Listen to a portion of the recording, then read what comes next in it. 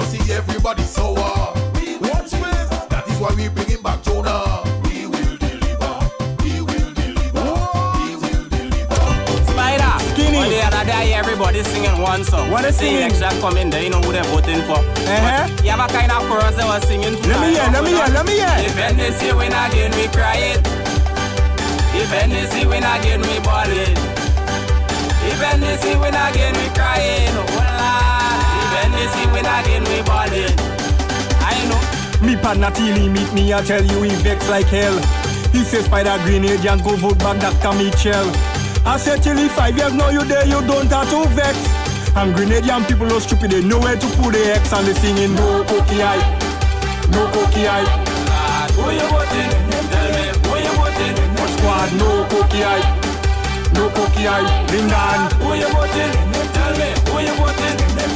Instead of NDC walking to build the country, look how they fighting. Good night to you, Grenada, Carriacou, and Petit Martinique once again, the Eastern Caribbean.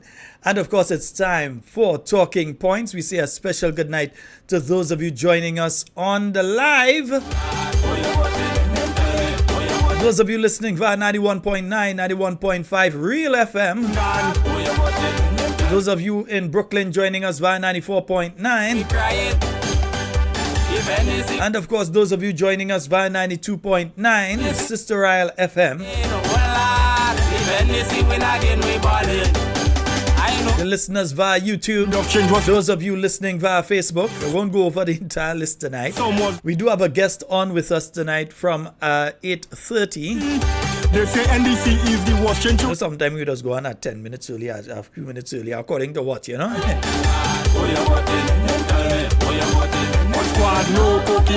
Zingo! My brother Evelyn Alexander. Zingo, what's up, boy? No NMP go win. You give up your boy, man. Zingo, we don't live so. Get ball out already, Uncle Bossing go win. Man, we fed up. Let the chorus come in. Mat. No cookie eye. You know what? I say Zingo. Let me play something from Zingo as I just organize and get ready here. Nice, yeah.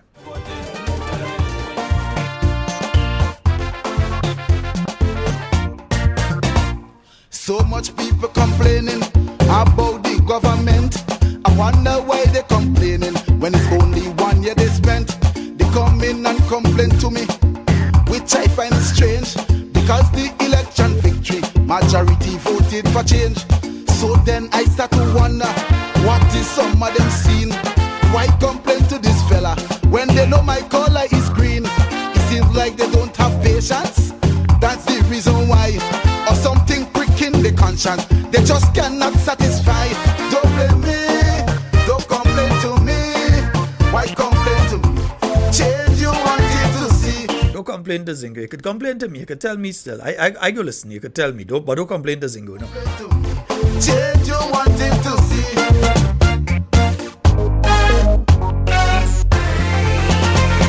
13 years we in power.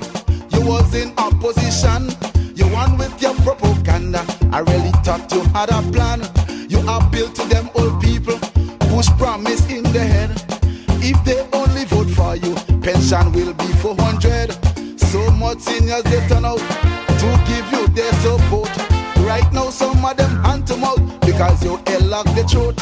$50 you increase, that's not what you promise. And if they have children overseas, you remove the name from the list. Don't blame me. Sounds very familiar, isn't it? Change you wanted to see. Don't blame me. Don't complain. Folks, remember to like and share the program. We're about to go into it.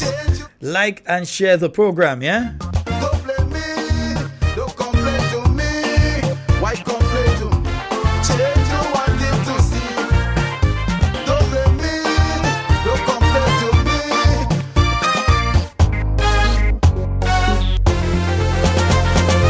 That our youth program, you said it was not working. If they only give you a chance, you'll do some improving. You went out to them Imani and make them understand. If they vote for NDC, you giving them a grand. Now you from the government, you bring youth empowerment. All who were getting 700 right now, they're getting a cent. 7 months now they gone home, you leaving them to roam. Seems like the grand you promised them is grandchildren they bring it home. Don't blame me, don't complain to me. Why complain to me? Change you wanted to see.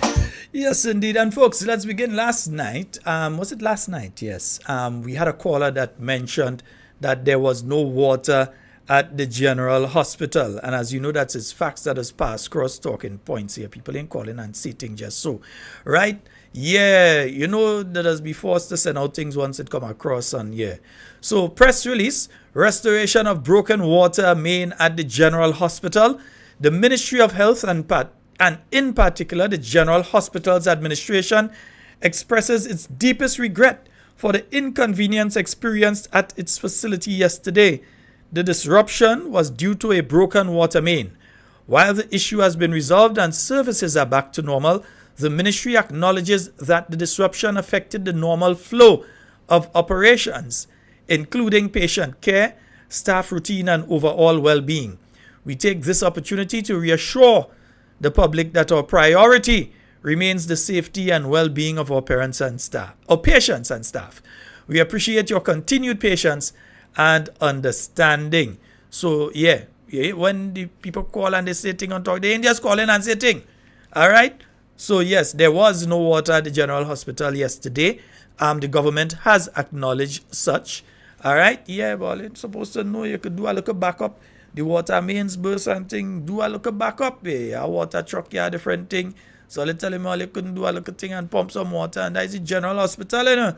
What happened? The administration, the administer, you know. Yes, indeed, folks. And folks, tonight we will be joined by Mr. Victor Phillip. Yeah, he will be joining us live from St. Patrick tonight. We're going to get him on in a little bit. We're going to get him on. But just one or two things before we get into the discussion with Mr. Phillip tonight.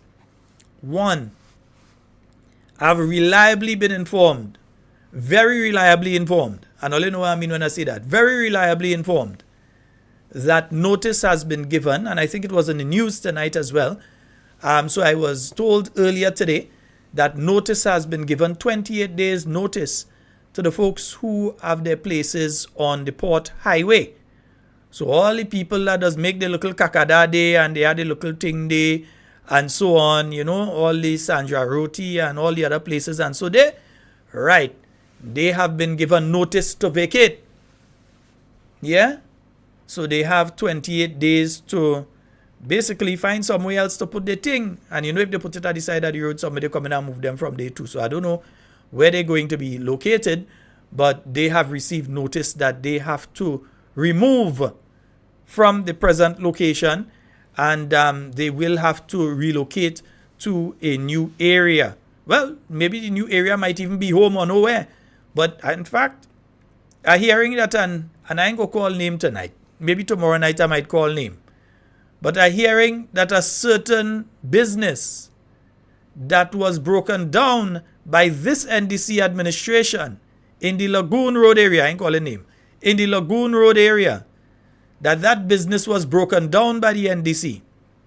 Then it was rebuilt and recently reopened. That business as well, from what I am hearing, has received notice to vacate as well within 28 days. Yeah, that is why I hear. I don't know if it's true. I'm just saying why I hear. I hear that a business that the government, they broke down the one that was there. They told them, well, no, we need to put in, you need to have proper toilet facilities and all of that. I don't know if they've put in all of that they say they break down the old one for. I don't know if they've done that in the new one that they built. But from what I'm hearing, the new one that they've just built that open, I wonder if it's 3 months good yet. I don't even think that one has been open 3 months good yet. I'm hearing that if they ain't receive it yet, they will soon be receiving as well a notice to vacate. Yeah? To break down and move. So government bill and put you there, and then government come in and tell you. And folks, let us not be baffled.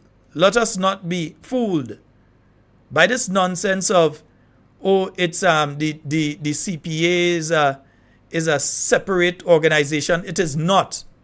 They are following the directives of the Cabinet of Grenada.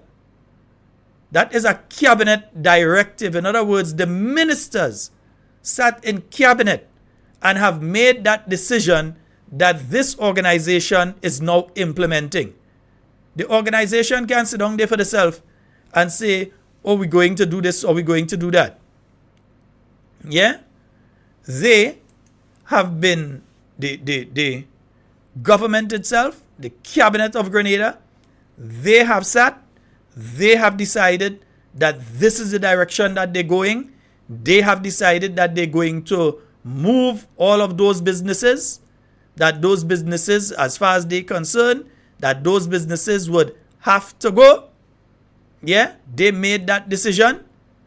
And since they made that decision, they are responsible. Don't let them give you the impression. Do not let them give you the impression that the organization CPA or GPA, whatever they're calling themselves, yeah, that they are operating on their own. They are operating under the guidance of the government, the line ministry, which should be the Ministry of Infrastructure. That's the Prime Minister's ministry. Yeah, so they are operating under the guidance of that ministry.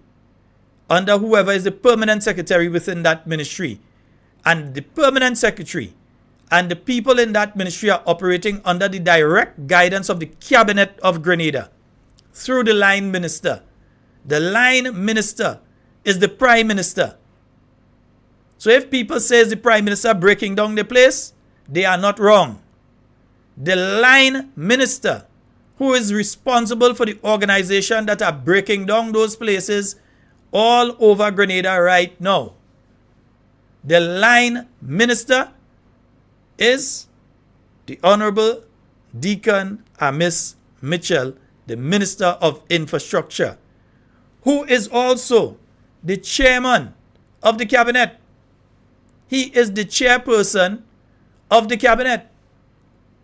So don't let them give you this impression that that is an organization and the ministers don't know what they're doing. They're just going about and breaking down place. No. They cannot do it like that. They are carrying out the mandate of the cabinet. They are a government agency. They are not an independent group of people that just come together and decide that they go in and break people's place left, right, and center all over Grenada. No. They are under the direction of the Prime Minister himself. He is the minister in charge of that organization. Same way, you have a minister who is the line minister with responsibility for the National Lottery Authority. You have a line minister who is the minister responsible for the National Stadium. You have a line minister who is the minister responsible for the Airports Authority. So they are line ministers. They are ministers who, when you draw a line, they are directly responsible for different organizations. And in the same way, the airport still belongs to the people of Grenada. It's a statutory body, but it belongs to the people of Grenada. It doesn't belong to any private group of individuals. The same way that organization that is going around now and breaking people places. Yeah? The same way that organization is also doing the bidding of the cabinet of Grenada. Yeah? So the PDA, that's what they are. The PDA, the Planning and Development Organization. I had to check the enforcement notice myself to know. Yes, I have the enforcement notices. Right? Yes, the line ministers or the line ministers, both of them. There's line ministers and line ministers.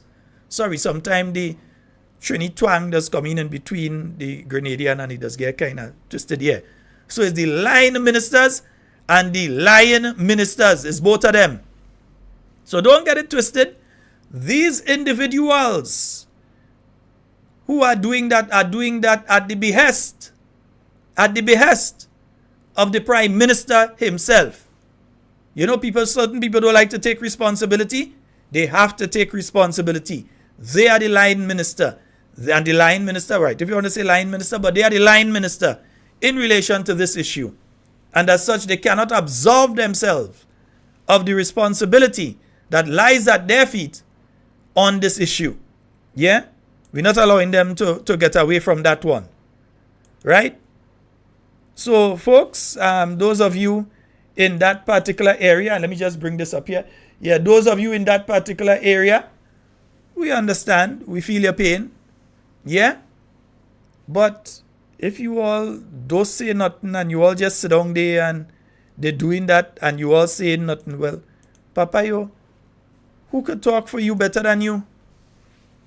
Who can talk for you better than you?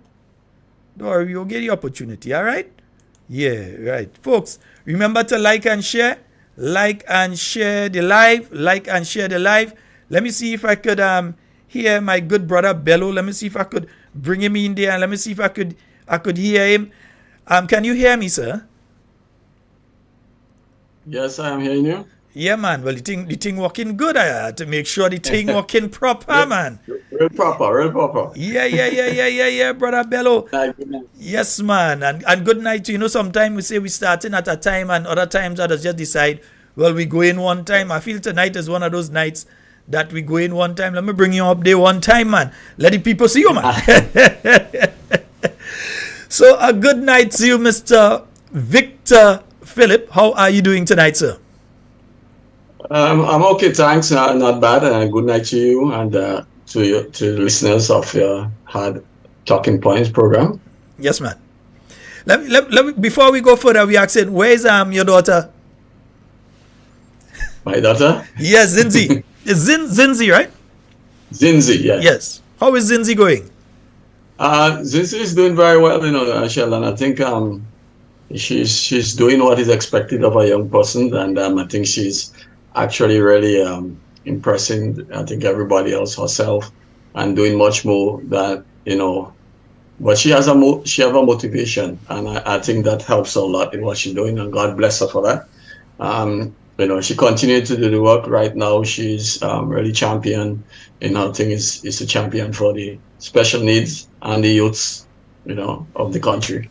And so, I pray God, give her all the blessings that she needs to do what she needs to do.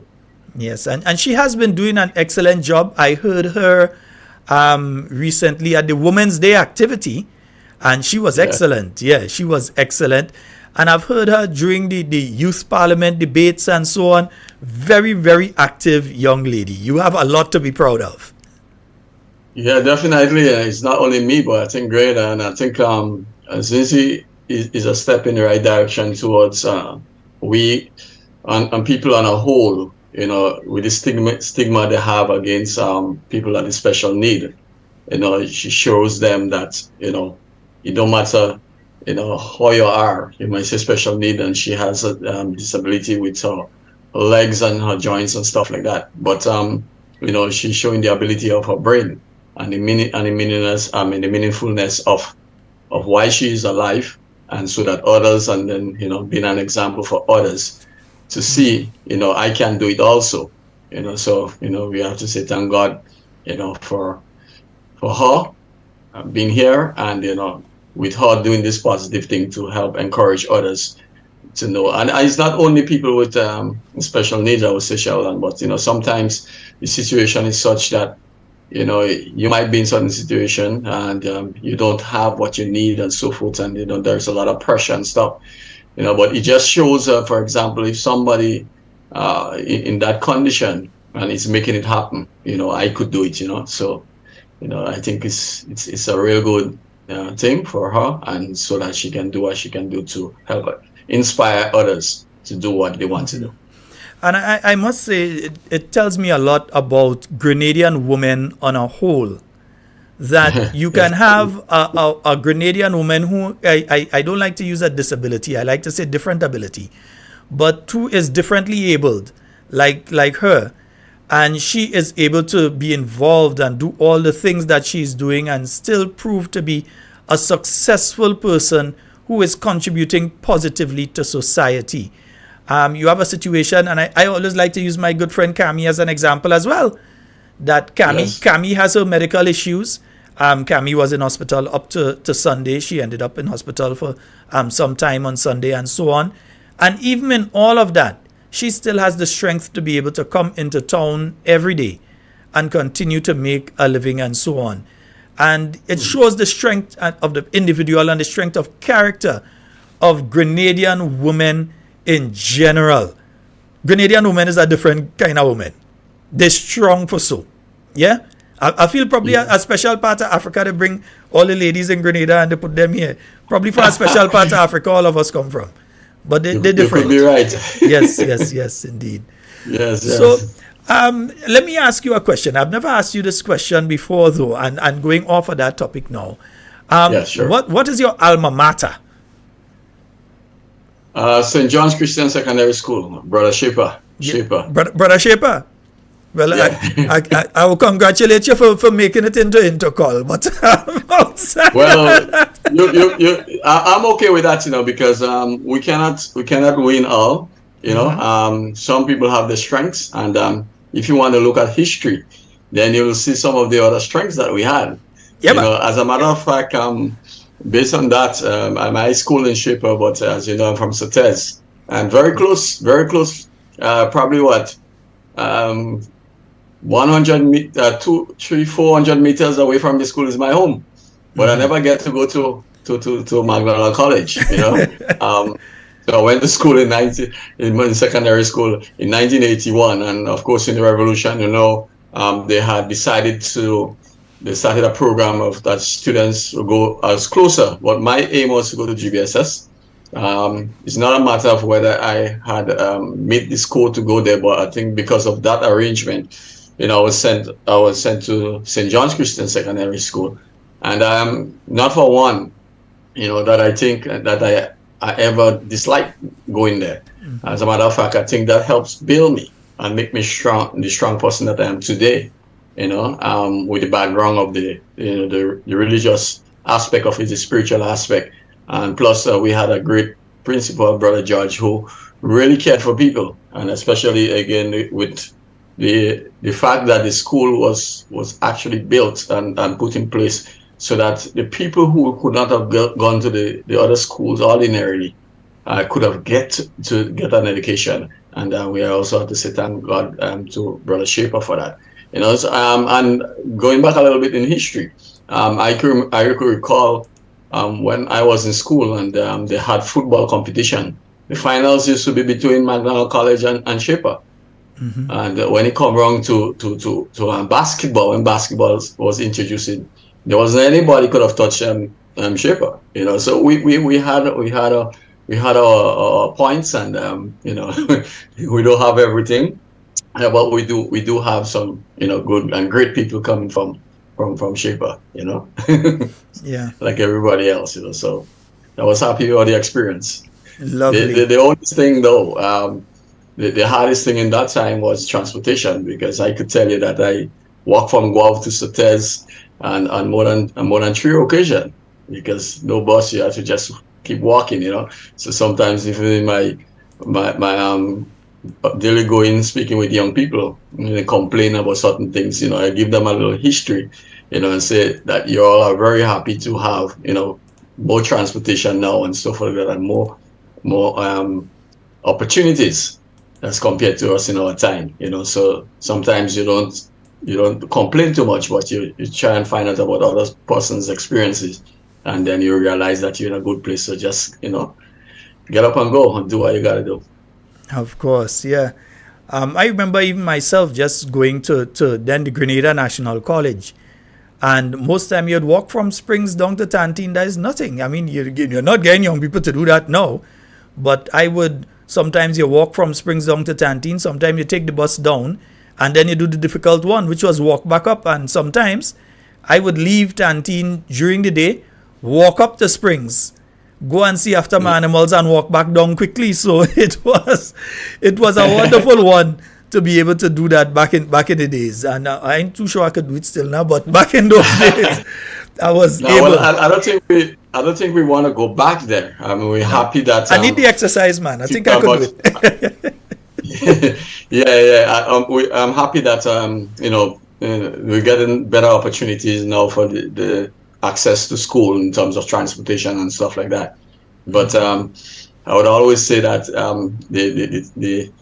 the factor of how we are built, I really think that I hope that some of those kinds of things could be shared, and people can, just experience some of those things and let them see how it makes them into a better person. Because sometimes we tend to think that if you have to do something hard, it's, oh gosh, that's too hard. But, by doing those things and, finding ways to solve problems and, doing what you got to do, it helps build a better person out of you, and appreciate, whatever you have, so I think, that's good. Of course. Yes, indeed. And folks, we're speaking with Mr. Victor Phillip here live out of St. Patrick. And you all have a meeting before we go any further into any other thing. You all have got a meeting tomorrow night. That's going to be taking place where at the Chantimel RC School. Yes, Chantimel RC School, starting at 6:30. We have a number of speakers. So we have the political leader, Dr. Honorable Kit Mitchell, and Dr. Clarice, Modest. Also, we will also have the General Secretary there, Mr. Bola, and you have Jelani Glynn, Deputy Constituency Deputy Political Leader, and me, the political constituency political leader, would be speaking. Okay, wonderful. And so a lot of people have been asking if some of these things coming live. I know so far they have not been going live, so I don't know. If you all are going live tomorrow, I know a decision may not have been made on that. If you all are going live, you all will let us know so we can broadcast tomorrow. Because even this evening's with the one that is taking place now at Monjelu, people have been asking, are you going live? You're going live? You're going live? But there was no live stream, so we did not go live. So just in case, you let us know. Yeah, well, funny enough, Sheldon, I have to see how I can reach out and make the same, statement to those in charge, because I was at the funeral of Mr. Winston White today, and a number of persons meet me, and even some family was saying that they are getting calls from overseas, the diaspora, and asking, if you're going to be bringing that live. So I guess as much with that I don't know if it's too late. You as a technical man, do that. But we could put it out there, or if not, I think going forward, I think we should look at bringing it live, because more and more persons seems to, because for certain circumstances they can't go to the venue, but nevertheless they would like to follow through on what is taking place, and I think that's a plus. Yes, indeed. And you said you went to the funeral today of Mr. Winston White. He was a person who was beloved by the people of St. Patrick and many of the people of Grenada as well. I remember him being, I think, the first Minister of Youth and Sport at the age, I think, of 24 as a senatorial appointment. No, I think 25. 25, right. But being the youngest. He was the youngest. I think Honorable from St. John's. Yeah, Corinne James. She has broken the record now. She from the youngest because she is 24. Yeah. Yeah, so she beat the record. But he was the youngest reigning throughout the whole Caribbean, so from until 2022. So yes, he was. As a fellow patrician, that I know that is what some of you would like to call yourself. As a fellow patrician, what do you have to say to his family and so on? They've lost this great person who. From the days of the GULP coming up, during the days of the revolution, he had a rough time during the time of the revolution and so on. What do you have to say to the family and so? Yeah, well, I would like to extend my deepest sympathy, to the family. As a matter of fact, I'm very close to most of them in the family as a partition, and he and my dad is real mates. And you're talking about him, and there is so much that people don't know about Mr. Winston White. He's so much a loving figure, but he's not a big speaker in terms of those things, exposing what he did for people and stuff like that. I could tell you that around Christmas time, most people in the earlys, and even just before he started to get a little bit ill and stuff like that, would make sure that they'd expect a ham from him for Christmas. And then he used to go and advertise those things and stuff like that, and he helped a lot of people. And if it's one thing with him, despite his age and things like that, and he meet you as a youth or whatever, he would stand up and have a conversation with you. And again, how you say the passion for the English language and so forth. You just sometimes sit down and you're just asking questions over because you just like to hear him speak, because the way he carries out himself. And he's a very wise man, as David, his son, alluded to in the funeral today. He don't believe in hatred. He don't hate anyone. So even all that what had happened to him, he forgive all of them, and when you see them, he have no animosity about what had happened, but just going forward and just loving people and trying to help as much as they could. So we have Mr. Stalwart, and all I could say, to the family and to his friends and to all of us partitions, is that we could take example from him, the courage and strength that he had. Because I just learned today that he was in Trinidad, and he understand what was going on happening with the overthrow and everything, and they told him that if he to stay in Trinidad, they advised him to stay in Trinidad. Friend or family advised him to stay. Otherwise, if he go, he's gonna get locked up. And he just put that aside and say he's going back to his country. That's where he's from, and that's where he has to fight what he has to fight for. And he came back, and then as he came back, straight to jail. So it's we have to look at the good and what the strengths that he have, and see if we can take example from that. And I think from him and listening to his son speak about him today and most of his life, I think it's something situated in St. Patrick's, because most of us in St. Patrick's is like that.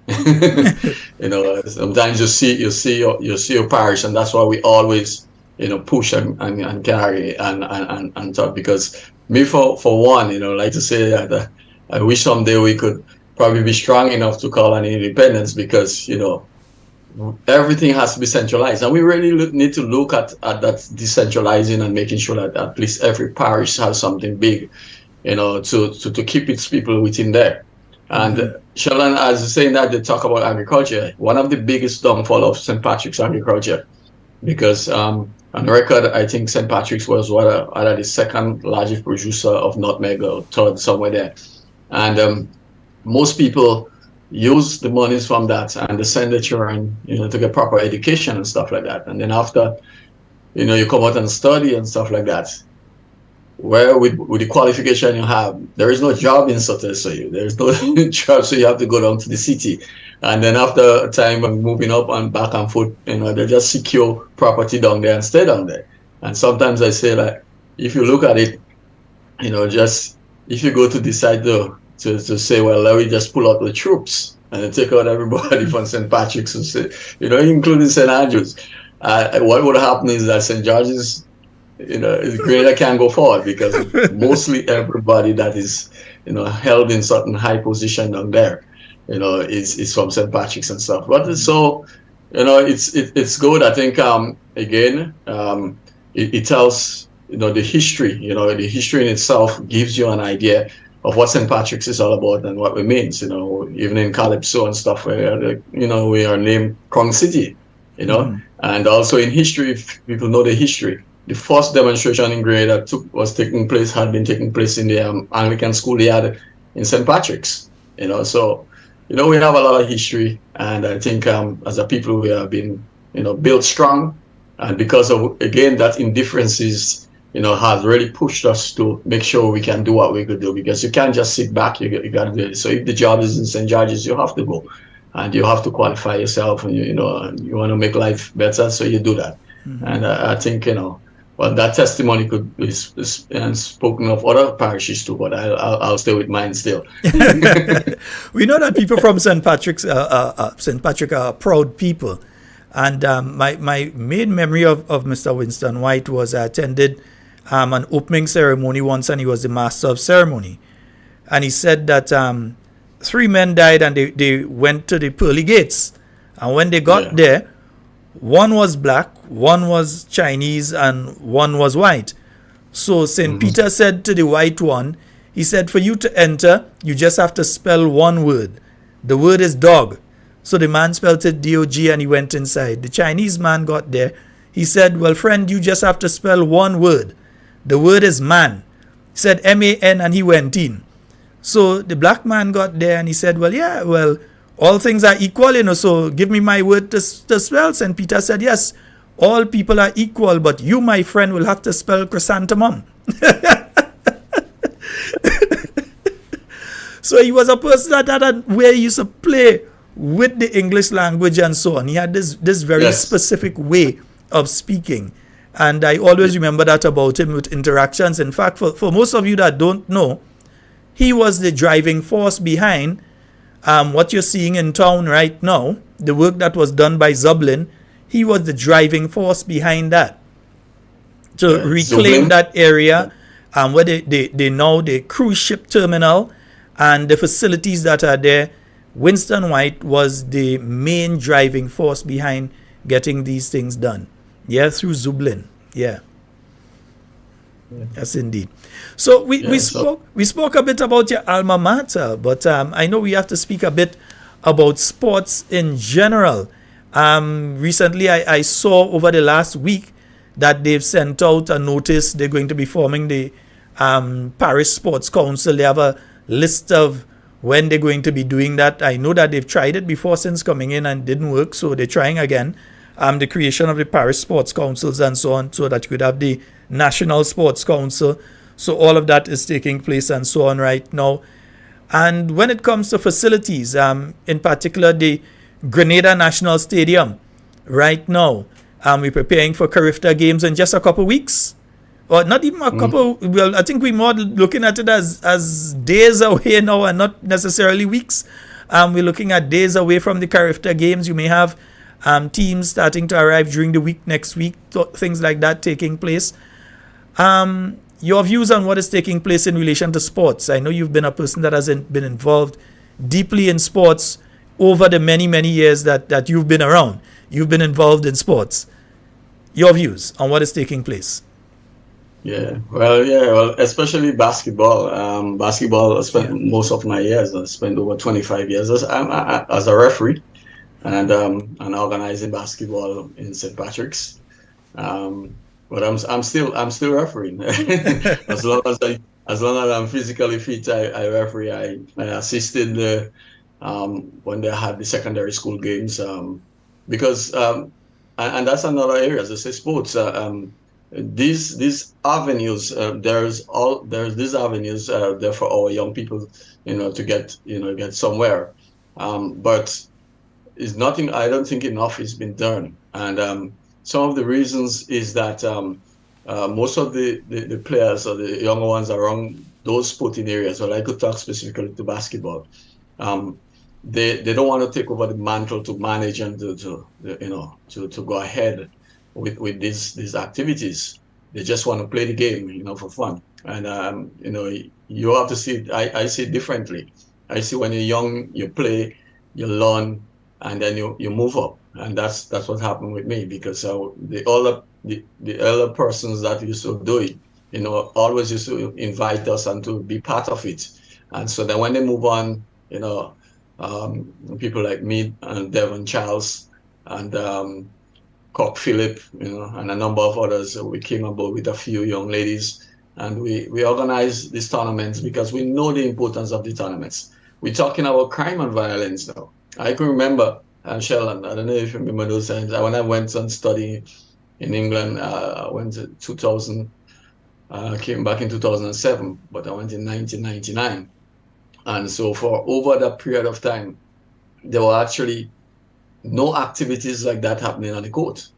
And when I came back, only to find out that about this thing about bloods and whatever, and then people chopping out, young people chopping out one another hand. And then I'm hearing adults saying, oh, they should just take a gun and shoot them and blah, blah, blah. And I'm asking, why should you say that? I said, if you do not put things in place for young people to be positive, they would become destructive.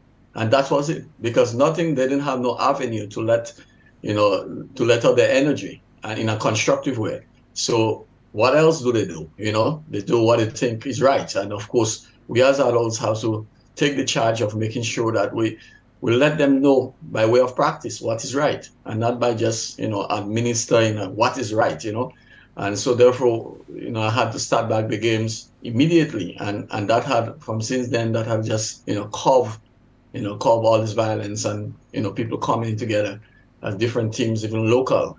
Even used to have a competition that is open for right around the country, the teams around the country. And people used to love to come up into St. Patrick's to play the basketball, because all what you're saying, the biggest crowd you would get in basketball was St. Patrick's and St. Andrews. I played and referee in St. George's and stuff, and it don't have so much a crowd because there's so much other things to do. But within those areas and in these parishes and in the outer parishes, this is the livelihood of the young people. And not only that, when the kids and young people go out and play, the parents and family will come out and support. and that is to keep them going. So I think this is another thing that we have to get up and going. There is not enough avenues, especially competition-wise and so forth, to keep them, active, so that they would not think too much negative things. So we have to get those things going, number of other things. Again, we don't have this amount of clubs. I know there's still one or two, for instance, like athletic clubs. They have one or two of them still on, but again, they must be under a lot of pressure in terms of assistance, in terms of financing, and those things like that. So we have to get these things and then back up and going. As you talked about you said they're having the sports thing. They want to form this council and stuff like that. Yeah. I would like to air some concern and state that this is good. But bear in mind, when this has been done, please do not put party politics in it. Let us have councils and stuff that the people are interested in going and sharing and being volunteering and making sure we put things in place for young people so that they could be positive rather than negative. Let us not look at the party lines, and let us put people who knows about it and who's willing to do the work so that we can be there for our young people so that they could be positive in the way they think and the way they act. So these are some of the things that we really have to look at. You have athletics, for instance. I always say that, I don't know when Grenada are going to get it right. Sometimes we start a program and then after it's scrapped. For everything that psychologically, and I think anybody educated enough could know that, if you have to get anything going, it has to start from primary school. You cannot start things in secondary schools. When you start in secondary school, for instance, a couple of years back, probably 2-3 years back, I went to watch a finals in basketball, and it was real. I want to say I was ashamed of what I see, but the fact what was there is the result of what had happened. Because most of those people, because of the lack of activities within the communities, where in terms of competition, and not just having a basketball court and a ring and somebody have a ball, but you have to have competitive competitions and stuff like that, so that to engage people, because humans like to fight to come out on top. And that's what gives them that motivation to go on the court or go and play football or to go and run, because they want to be the best. And there's opportunities for it nowadays. So by just providing the facilities is one, but encouraging and having programs, especially during the summer, long breaks, continuous programs, so that you can keep them active. And then you will find having another result. It's going back to what was happening is that most of the students who end up and the teams that end up in the finals and stuff like that and semifinals, finals, most of the players started to bounce a ball in the secondary school, coming up for the competition. So there was not, at that level that you would expect them at the age to be at. So we have to look at those things and we have to put those things in place. It was there and we just gone off on it. And again, we have, we hear of a number of, non-profit organization being registered and stuff. I just hope that some of those are included in things like athletics and sporting activities and stuff like that. So we can look for the grants and look for the funding through government and whatever means, and so that we can, have those kinds of activities out there, keeping young people positive. Now, let me ask the question, from what you've seen thus far, do you believe that the present administration has any developmental plan for sports in Grenada, not just basketball, but athletics, etc.? Yes, you've just had the tracks relayed at the National Stadium. You've had, that's the list of it. You've had lights put up at various facilities. None of these really being an achievement of this administration. For instance, the lights in Springs Playing Field, the lights down in Montrouge, etc. All of these were organized under the New National Party. The lights were brought in under the New National Party. They were only put up under the present administration. The relaying of the track that has taken place at the National Stadium. I can say clearly I was on the board of directors of the Grenada National Stadium, and that work was due to start in 2022. In fact, that work should have been long completed, and you not just finished it waiting for Carifta to come now and you just had intercall on it. It should have been completed nearly 2 years now if interference hadn't taken place. Your views on how this administration has been operating when it comes to the issue of sports and facilities and so on? Well, Mr. Sheldon, what I would say is that, Brother Sheldon, it's not only sports. I would want to think, because I like to be positive. And, to keep you going, you have to be positive. I would like to think that, well, from listening and saying they want to start with the sports council stuff, I would think behind that, they would have to be thinking about having some rigorous, movements with sporting activities and other things going forward. But as you were rightfully saying, most of these things is piggyback from the NNP government, and what we need to do is not put this thing down, or put it on hold, waiting for what you think is best, because of your team, but rather than have it going, and if you have something better to come, then you put it in place. You understand? And I would really like to believe that they have something, but so far, I mean, I'm not saying really nothing. As I said, the stadium, I'm happy that the track was done and it came in time so that we could have the activities, the intercall games. But there's a lot of other things that are doing. So as we have that and that happened, I mean, I have to congratulate all the stakeholders, the athletes, and the schools, the principals, the coaches, and everybody that had some way influence, a successful meet, around the 3 days between boys and girls. And of course, I would like to highlight my real pleasure of seeing them, including the special needs students, and Sheldon, I don't know if people watch that, but what I saw, there was a total difference between the special needs students and those ordinary athletes. When they put them to run, if you go back and rewind the video and look at that, when they had called upon the ordinary, what we call normal students on the track, when they called the name, there wasn't no kind of excitement or anything. They and the name had been called. But did you notice that when they called the special needs children, they came out, step in front and wave their hands to the people? You understand? Yeah. And it just shows the amount of love and appreciation they're showing.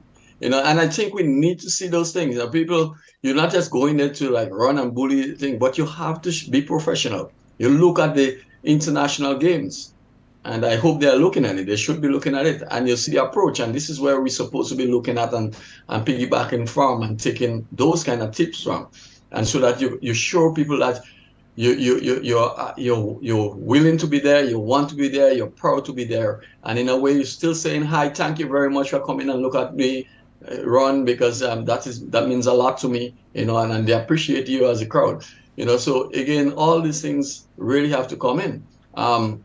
We have, for instance, now that we have this new track done, all right, we have to look at the way ahead. We have to make sure that this is being maintained and protected, and from time to time, again, we don't not much, so we have to use the stadium for certain things, and certain things happening, but we have to reach a stage where these things and them has to maintain themselves. You have to maintain it because there's a lot of money, and sometimes you don't always have the money. There's so much other things to do, so we have to do that.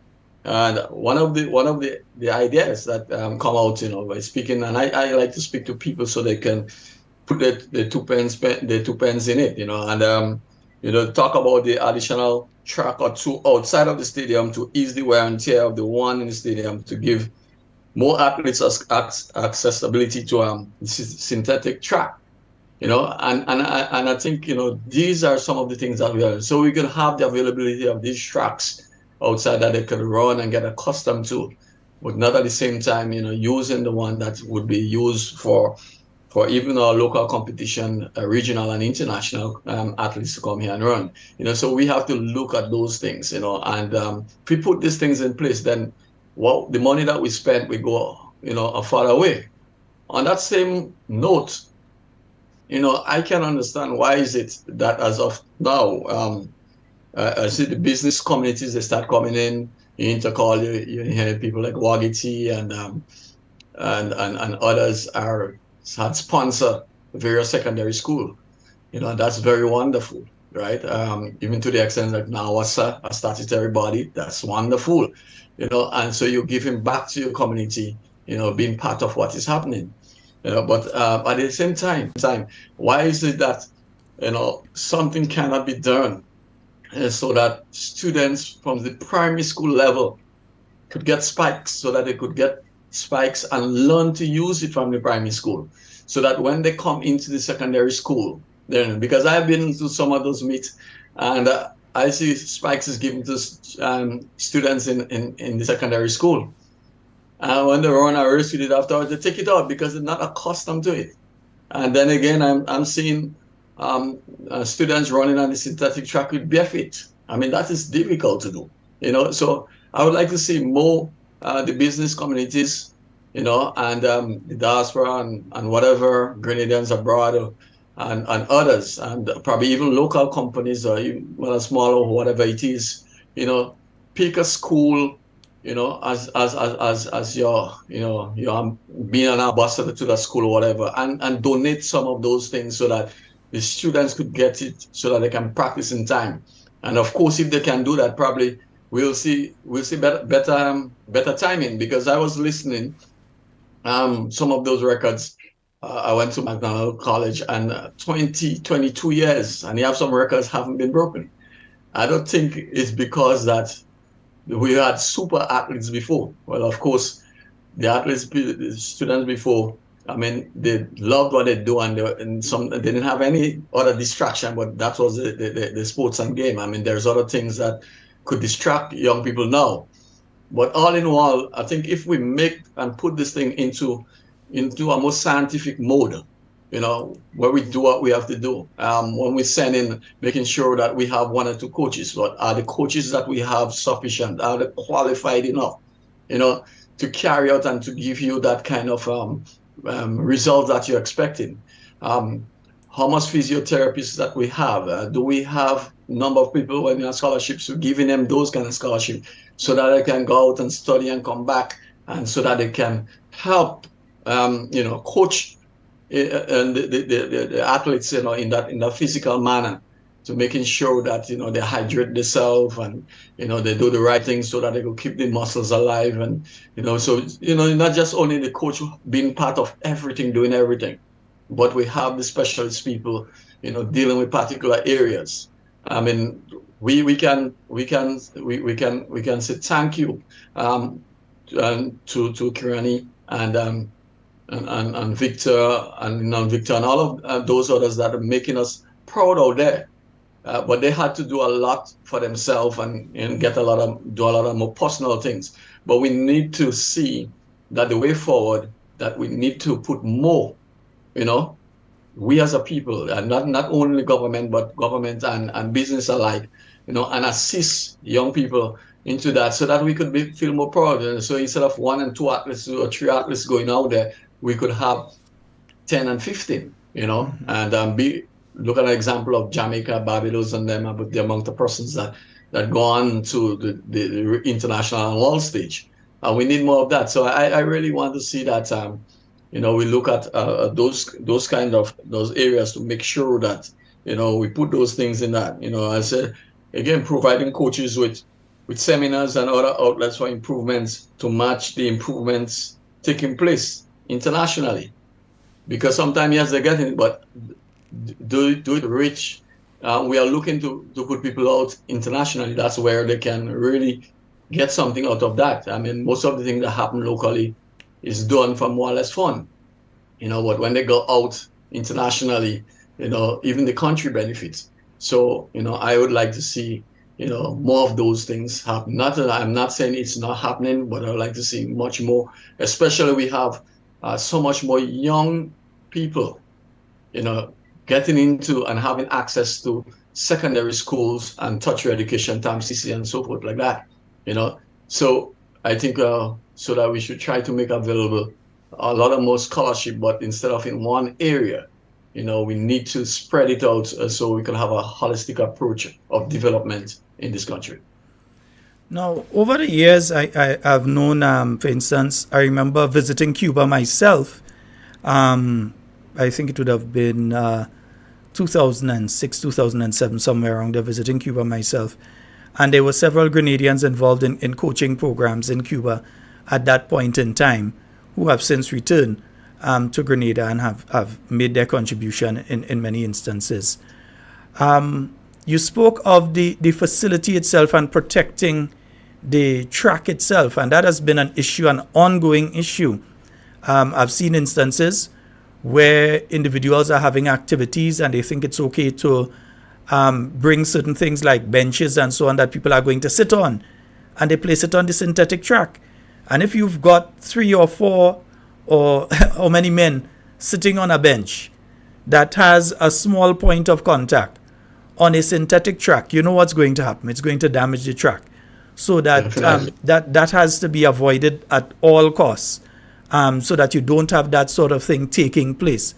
And also, even for instance, if you're having somebody march passes, and so that you have the march pass, that there are certain type of shoes that ought not to be worn on the track. So you can't have a set of people in military boots walking on the track, because that itself will damage the track. And remember, Grenada had a facility that had the top rating in relation to your track and your facility. We had the #1 rating. I'm not sure if this administration is going through the process, now that the track has been repaired, to get a rating again of the facility.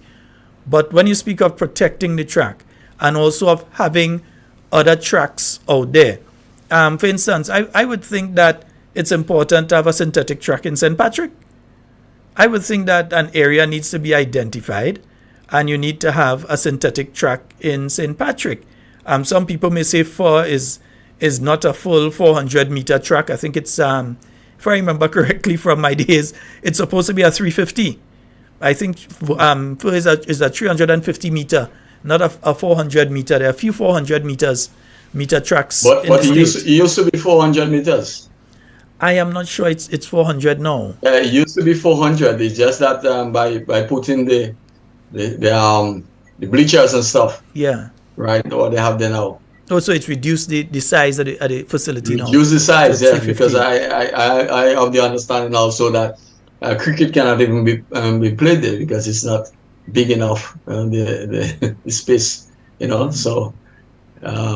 I don't know. Well, probably they're looking to specialize certain areas just for football and stuff like that. But as you know, we don't have anything, much resources and much land and stuff. So most of our sporting facilities is more or less for multi-purposes. And they really try to bring that. It's another pressure.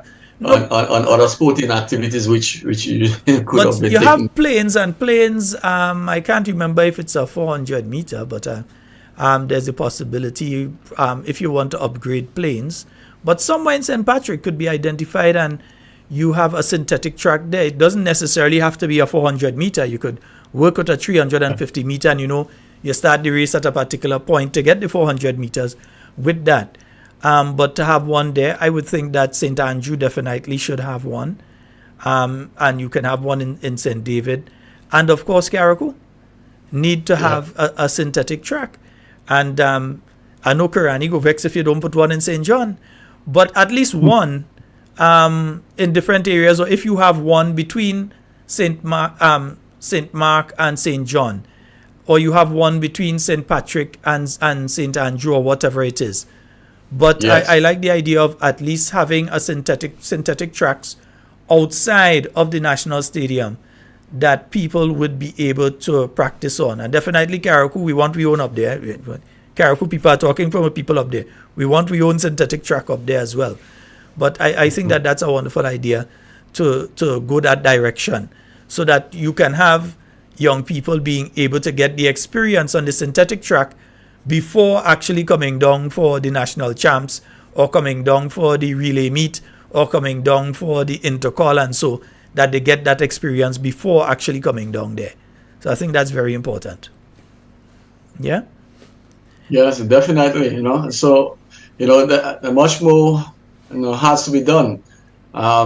In terms of like, for instance, as I said before, basketball. As you know, all these things have avenue, and I know of a number of basketballers, young basketballers. For example, St. Patrick's, Devon Charles, who I used to coordinate with. We coordinate together to have this competition. He have a son, he's doing excellent out there. And, these are some of the things. But nowadays, well, of course, the lights is there. But on the onset, as I said, you don't have enough programs, during the going back to the summer programs. We need to bring back the summer programs and have more engagement with the younger ones, so that they can, play around with the ball, and you have the smaller poles and stuff like that, and so they get accustomed to the big one. But definitely, as I said, anything that you want to improve, you have to start from the primary school, and there's no second choice to that. You have to start from the primary school, and remember again the eagerness of at that age. It will help to push it, because once they get into it and they like it, of course the parents will be behind them. And once you have parents behind them, it gives you that kind of encouragement, and would be able to get whatever sponsorship and stuff, because, the businessman is looking to, gain something also out of that. He needs his mileage in terms of marketing and stuff like that. So we really have to get them engaged. And again, as I said, as some of the old professors like Mr. Duncan and them used to say, idleness is the devil workshop. So as long as you have those kind of too much space and time for young people to be idle, we would definitely have them, going and doing things that, they regret, and that we ourselves will regret. Because again, I always say that sometimes we throw blame on them, but we can't really throw blame on them, because we are the ones that are supposed to spearhead and make sure we put things in place, so that they could be constructive. So when you don't do it, when we don't do it, it's our issue. Mm-hmm. We created it, So my call is that, I hope, this what we are discussing here tonight, it does not go on deaf ears. And I'm sure a number of, Sheldon, it's not only me and you, a number of other persons you hear talking about that. And we need to take this thing seriously, as what we see happening now with this crime rate, and how much people in possession of ammunition and all these kinds of things. It all comes about because they are too idle and nothing to do. So we really need to put things in place, so that the young people, could get something constructive to do. Sheldon, I'll tell you one thing.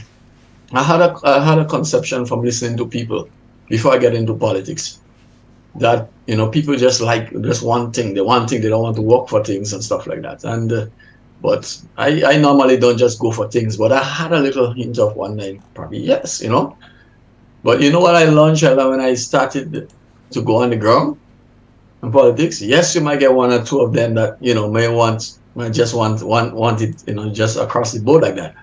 But most people just want a job or an avenue for them to make their own money.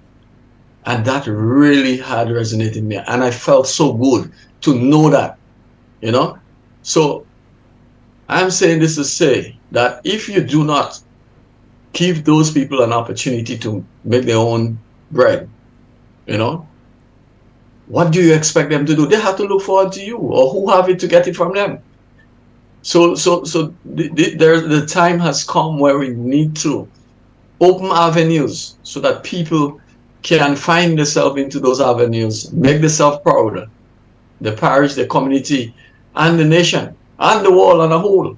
We need to get those things, and we have to go away from this thing that you know, 1% of the whole world. I mean, we can't change that now, but we could start from our little self to make sure that, you know, everybody get an opportunity, you know, to see after the family, you know, to have some form of income, you know. And it's really appalling that, you know, we'll never ever be able to get everybody permanent, as I say. But at the same time, there's other avenues that you could use, you know, so that persons could make the little money. And, you know, as I said, it don't stay. I mean, life is what it is. How much could we save nowadays? More or less, we are just looking at taking care of ourselves and make sure that we take care of ourselves monthly, you know. But even that is good. But if you can't do that, what happens? You know? And that's why probably I would have to speak to my daughter. She's doing psychology, and she might be able to to give me some of the what can happen, the you know, the bad side of that not happening, you know, having people not working and those kinds of things, you know. I think I have an idea for myself. I'm only now. Yeah. And I teach and I've been around. But this is one of the things that I'm asking, you know, out there to the authorities. You know, we need to find, you know, avenues so that people can get the jobs, and whether if it's not permanent, but to make sure that they have something going, you know, they can help themselves, help them families, you know, and so that in turn we get it back. I mean, it's going back as taxes, because, you know, there's tax on almost everything, so it goes back to the revenue, and help our economy grows, you know. And but added with that means that I definitely think when that happens, we will get less of those issues that we are faced with now, with violence and thieving and those kinds of things like that, you know, and abuse on women and stuff like that. I think we really what I need can say is in growing up as in my early teens, having spent time in Trinidad at that point in time, one of the things, outside of the fact that I love books, I was always in a book. I was a personal library myself, always reading. But one of the things that always kept me occupied and not getting involved in the negative activities around was that I would go out and play basketball in the evening time. I got home, I did my homework, and nearly every afternoon, I would go out and play basketball with my friends until the sun set, and then even after that, we would be playing basketball. And in those days, you know, basketball in the street with the you jump up, and if your finger hook in that bed wire chain there, you know it's your finger coming off, but you're playing basketball outside in the night. You will get some bruises, some broken bones now and again, but you're playing basketball. And those are some of the things that kept me out from negative behavior. And all of the young men that I grew up with at that point in time, they stayed out negative behavior because we were always involved in something positive. You do that. Afterwards, we would sit and reason and that kind of thing, and then you go home. But you didn't have the time now to go and get involved in something negative because you always have a game to play. You're always going. Them fellas beat you yesterday. You want to come back and beat them today. You want a winning streak, that sort of thing. And even getting involved in things in the evening time like martial arts, they were different. I know in the 1990s, mid-1990s, early 1990s coming up, there were lots of martial arts dojos around that people got involved in. There's still quite a few around. I know Sensi the Gale has one at the Heinze School and so on. So there are quite a few around. And getting involved in those things change your mindset and they get you involved in positive activities. So I fully agree with when you say getting more sporting activities going. And especially in the evening time, and also getting the young ones, because one of the things that I saw many people speaking about, and I'm sure you may have seen that as well, is the young people running barefoot on the synthetic track. Yes, I spoke of it. and the possible damage that is doing to their feet. It is doing damage which could end up being permanent damage to their feet. They're having microfractures and so on. They may just feel their feet burning, but they don't understand their microfractures that are taking place there. And according to how the bones heal, it could cause a problem later in life. So that you can't have them there running on the tracks like that. And you can't blame the schools. The schools already have their responsibility that they're taking care of. So many of us, not just the business community, but many of us out here, we need to step in and try to assist, especially if you're old boy or old girl of a particular school. What is stopping you between now and sports season next year from trying to organize, even if it's 3, even if it's 4, between now and next year, organizing some running shoes for that school? And if everybody, all the old boys and old girls of the different schools do that, we should not have that problem happening again with the children running bare feet, as you mentioned earlier, on the tracks, on the synthetic tracks, which is really, it's not the best way to go for them.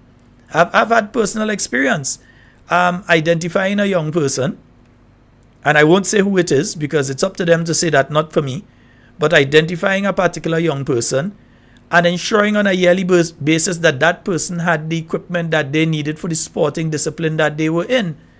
Even if it's just the basic, even if it's just the shoes. But you get a shoes, and not just me. I was doing it in conjunction with 2 people who I know are listening to this program 3 people who are listening to this program right now. And they know the level that individual has reached to, and we always smile when we think of that one because we identified them from in the school system. And they were able to go onto the big stage and perform. So with that said, it is important for all of us, the listeners who are listening now, you all have your primary schools here that you went to, and you have between now and next year to ensure that even if it's 1 pair that you can do, that you do 1, and if everybody else do 1, or 2 people get together and do 1, you should be able to outfit all the athletes at the primary school level, so that we develop that talent to the level that we can have world champions and Olympic champions in the future. Yeah? Yeah, because, I would have expected and thought that, where we are today in 2024, that these things were there, because I can remember when I was going to secondary school, when I graduated in 1986, and well, for instance, in St. John's Christian Secondary School, the founder, Brother Shaper, used to be sending spikes and stuff. So the athletes at that time, they were fortunate to have a spike so that they can practice with. They would take the names, what size you go with, and you're allowed to go, to your go home with it, and when you have practicing with the coach, and go with it and use it. So as to that era now, where we see this very much deficiency of athletes having the proper gears to use. And I think it's a serious concern, and it should open the eyes of others as we're talking. And as you said, you came up with some good suggestions. Sometimes you don't take one person to give everything, but if all of us could, fit in and whatever school we came from, or you want to assist another school or whatever, but as I say, try and get 1 pair, 2 pair, whatever. And I'm thinking, so by the next time around, they would have that. And that's not only for just the athletics, but sports in general. So I would really like to see much more has been done. Well, I can tell you that one individual have just messaged me. They say they will have some basketballs delivered to you.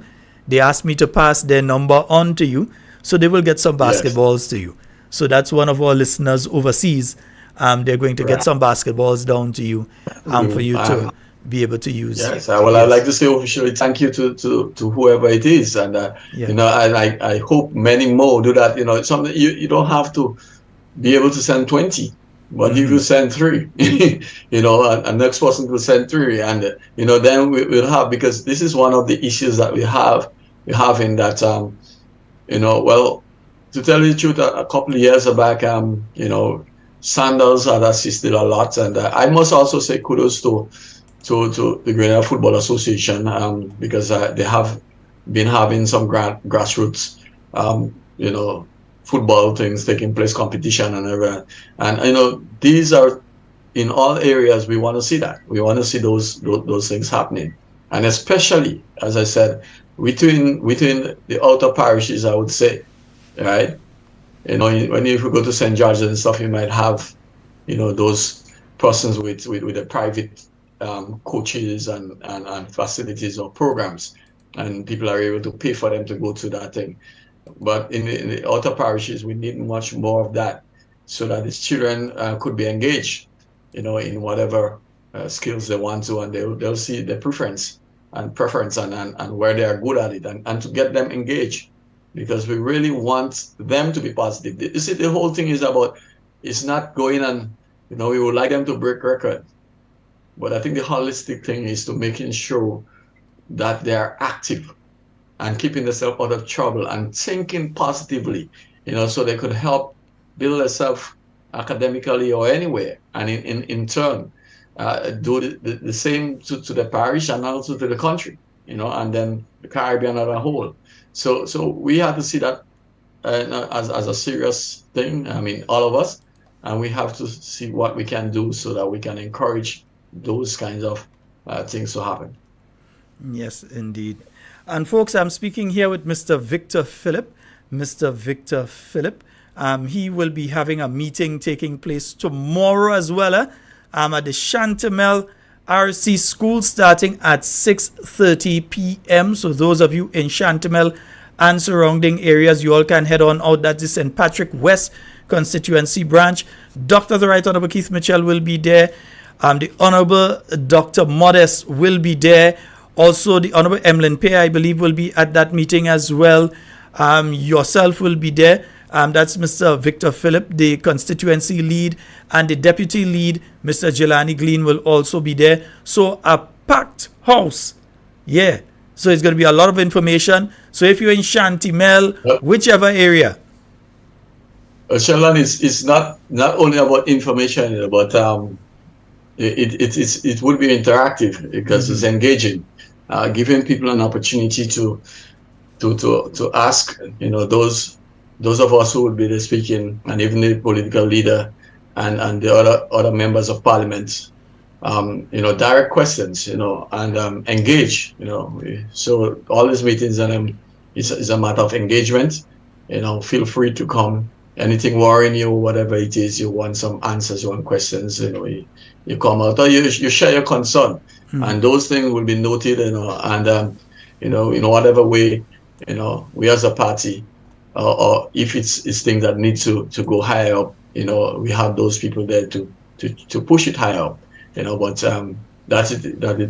it will be engaging. We want you to reach out, and so that we can hear the concern of the people, and so make sure that, we are doing what we should do, to assist, you in what issues that we have within your communities and Grenada on a whole, and so that we can make things better, try and make things better and put things in place.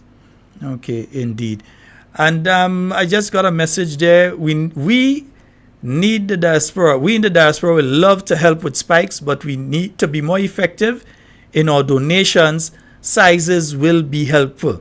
So we're going to get some sizes for the primary school level, even the secondary school level. Yeah, we're helping all. Probably we need to start a particular drive for that. Drive for that. And we'll get folks locally and even regionally. Some people might want to help, and overseas. So I think if we do it, Sheldon, I would put you on the spot. On the spot is a hard way in Woodlands.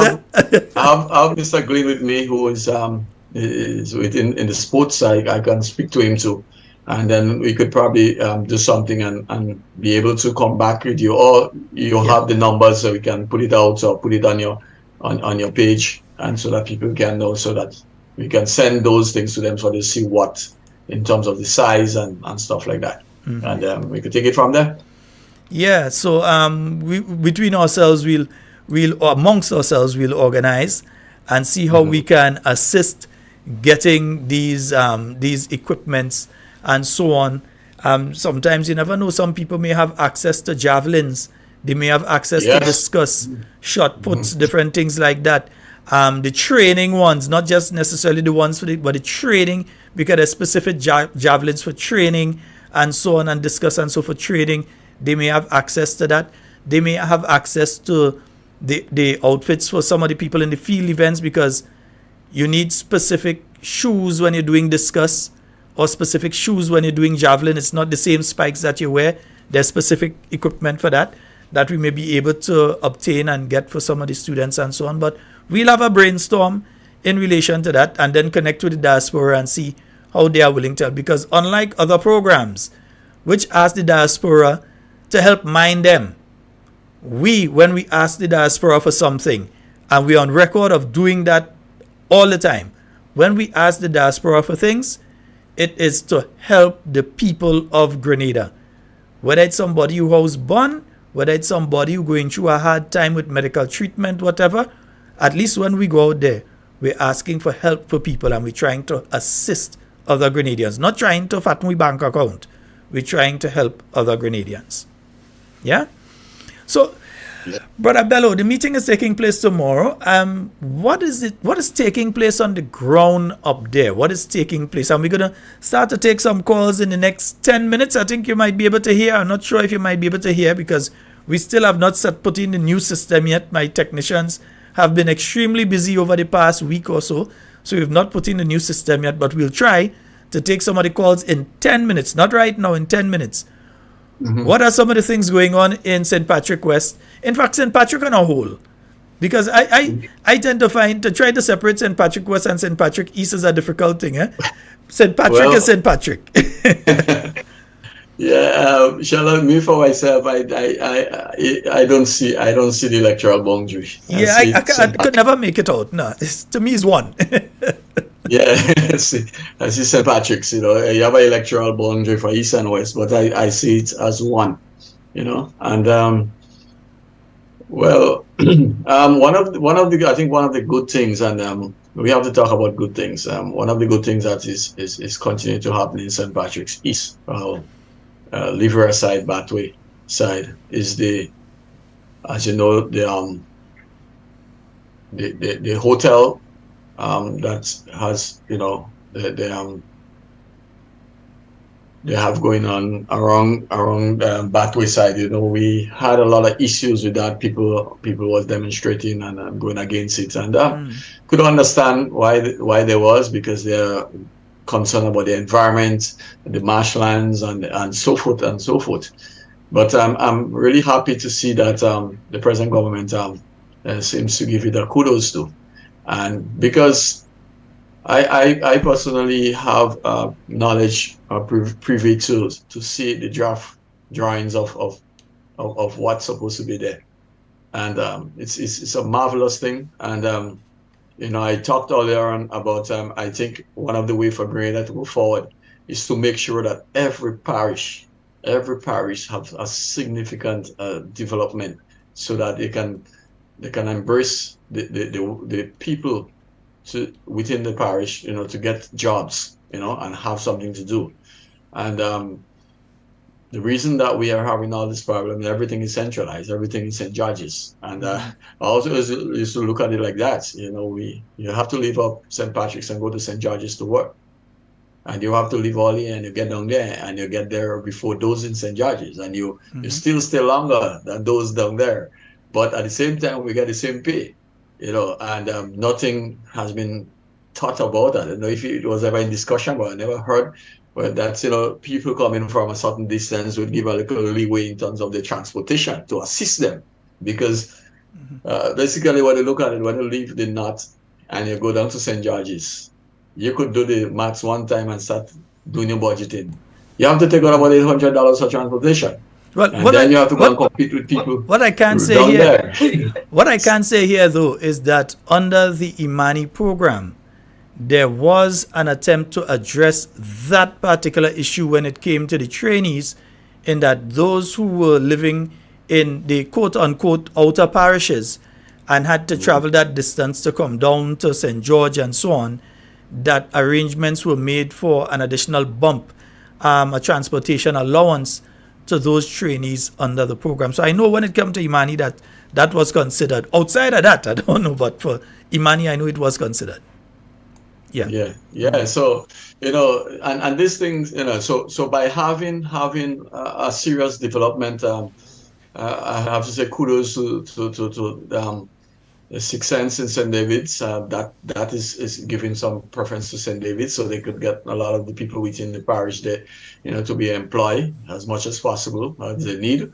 But I would like to see that, and sometimes you could talk about St. Patrick, but what about St. Andrews? I mean, St. Andrews is one of the biggest parish, and we really have to look to see, to do something much better. So, we have to look at what we are lacking, what needs to take place, what needs to happen, and people have to realistically look at, investing, not only in St. George's, because if you invest outside and the thing is good and whatever, people will go and visit it, so, putting everything in St. George's and clogging St. George's, and then everybody has come down to St. George's. And as I said, it's more or less unfair for persons, coming from that far, to have to come and do the work or even harder and still have to be paid the same money, and, it's a disadvantage to them. So I'm happy that this project is still going on in Liver. It will be, if it is successful, I'm hoping and I'm looking forward for success. I don't want to be, looking at anything else than success. And, it would help, farmers, the fishermen, everybody. And I sure you could attest to that, Sheldon, that most of the workers and stuff that we have in St. George's, especially hospitality, and they come out from the countryside. St. Andrews, St. Patrick's, and, sometimes even to the extent that you have some of them, while you're driving in the night, past hours, you have to stop to pick up people again. The transportation, again, with transportation, we really need to look at, you want development, and you're talking about development and going up high. You have to start low, and you have to put things in place on the ground. When you're getting, sometimes people think, the reason why Grenadians have so much we have so much vehicles in Grenada now is because people have money. It's not because of money, most persons, but it's because of convenience and your job. Because if you have a transport system that is not efficient, in order to keep your job, you can't keep going to work late. You will get fired. So now you have to now sacrifice and have your own personal vehicle. But you could still have that, but if the transportation is there, I know I myself would apply the public transport if it is efficient, but it's not. And especially I'm appealing especially for the western side. Something seriously has to be done. I don't know if the overall owners or the investors in this private venture is not seeing the importance of coming together and doing what you need to do, and reach out. Once you have a proper organization, you're doing something very good for the country. You're assisting in its development, and it's continuing, transportation of people from to and fro. You would have the power to go to the government and the different areas, the ministry, whatever, and seek certain assistance. But unless you don't do that, it's still gonna be a hustle, and then, it's sad to see sometimes, after 6, 7, it's very difficult for persons to get a bus from St. George's to come to Sotes, and that again, you're probably the only place they could find a job at the moment, So. And you're saying 6, 7. I really like to see some. You're saying 6, 7. I've seen situations where 4 o'clock, I'm on the terminal, and you have one pile of people waiting and no bus. Whether you're speaking, I'm St. John, you're speaking Victoria, you're speaking St. Patrick, no bus is available. And then when one comes, there's a rush to get that bus to go up on that side. Have you heard from the people who are actually doing the transportation, the busmen? Have any of them told you what the problem is? Have you had the opportunity to sit with a couple of them and find out, hey, there is this problem. This is what is causing us to not run late. So when rain falls, we decide we're not going to run again because there is this danger or whatever it is. Have you had the opportunity to hear from much of them, or have you spoken with them on that issue? Well, it's like normal, that they would talk about the plight of the trade, from time to time, especially with the onset of the road that's going on in modern era and having to ply through Mount Morris, and then again, the conditions of the road, and there's a lot of wear and tear they are going through. So I think what most of them is saying, in other words, they are trying to balance things off, because if they don't have that extra help, if you continue, plying with all this pressure and stuff like that, they eventually, become at a loss. It's already as it is, it's not so profitable, so, and doing this extra thing is one looking good, but at the end of the day, when they have to pay the bank, or pay the workers, it's who's giving them, so it's something holistically have to be looked at, and they have to see, as again, I always say, that a system could be, because I'm sure probably you could help me with that. I sure for every year or every 2-3 years, some records or studies have been done through Ministry of Work and statistics and stuff, about how much vehicles move from the west side and the left side, because from time to time you'll see people doing little checks and stuff, and I guess as much all that is data being collected, so they could have the evidence of like the time when it's most needed, and so that something could put in place where, I always say that if you could get a system where you don't pay the bus but you buy your ticket, and somehow it's been arranged where if one trip, I'm just saying that without evidence of how much one trip they normally make, but if I'm just putting a figure here, if it's like one trip they make $150 or $200, you have that, and they arrange those things in such a way with time and everything like that, using our technology with an app, so people can know where the buses is, so they can go by the road when they're ready. I think we talk about technology, and we're talking drones, and we're talking everything, but we have the technology there to use and to solve most simpler problems. And this is one of the areas that we can use to that technology to solve this problem, because we have the digital currency, the Bitcoin. What was the one that we have in the Caribbean? Dcash. Yeah, we have Dcash. Yeah. Right. So you set up that, because then you hear some people having issues that those who invest in the bus and stuff, they don't get all the monies because they feel something's happened. But if you have those systems put in place, and you're collecting your money through Dcash and everything like that, you don't have to worry, because you're the investor, the owner.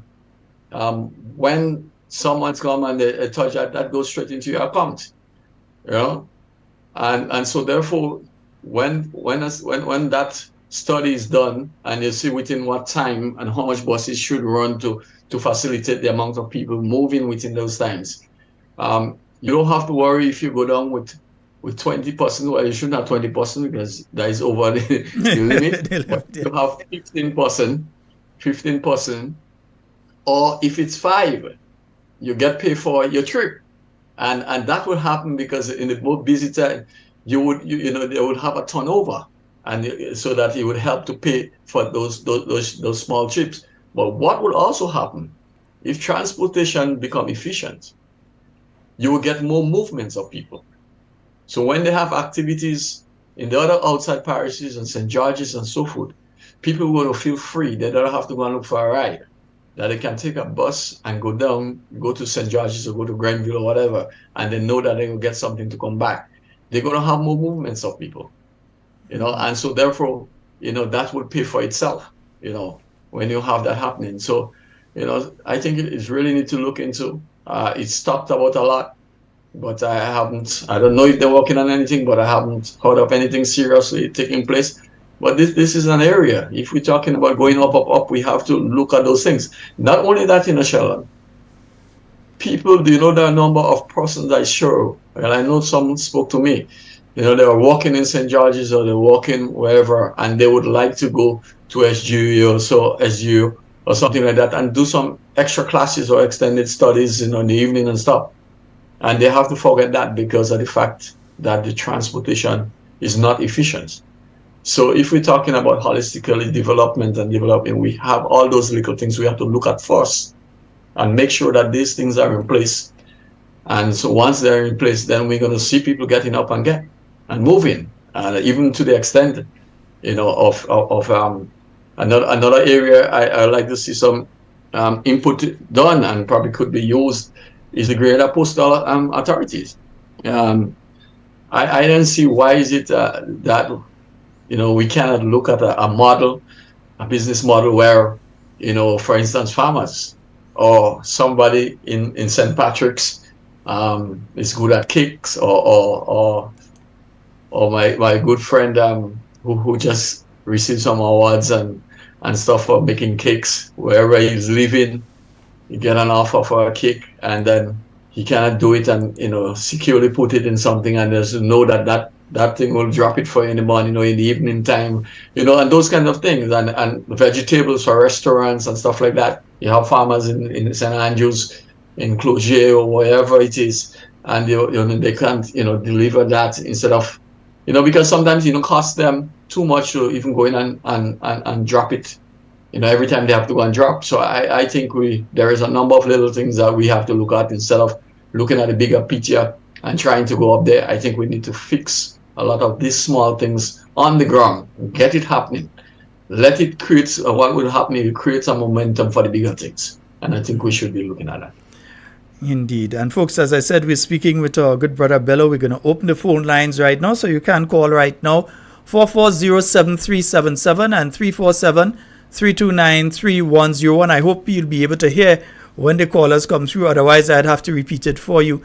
Brother Bello, I've said on this program before, though, when it comes to the issue of transportation between St. Patrick and St. George, and people always say we give out too much ideas, but it's for the development of Grenada. Yes, and you see, they're going to come and use the idea anyway, and everybody will know where the idea came from.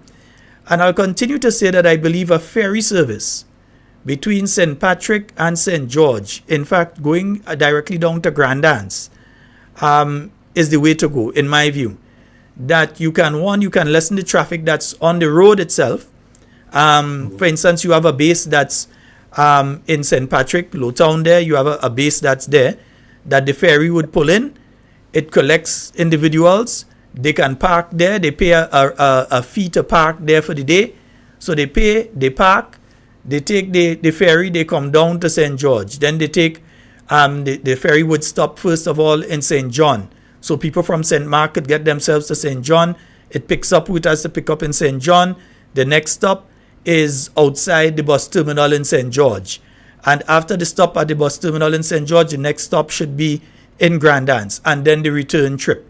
And people can come off. They can come off directly at the bus terminal, whatever it is. But that approach to lessen the volume of traffic on the West Coast and also to provide an alternative to people who need to get to the south of the island and so on. Let me just take this call on the WhatsApp. We have a caller online. Good night.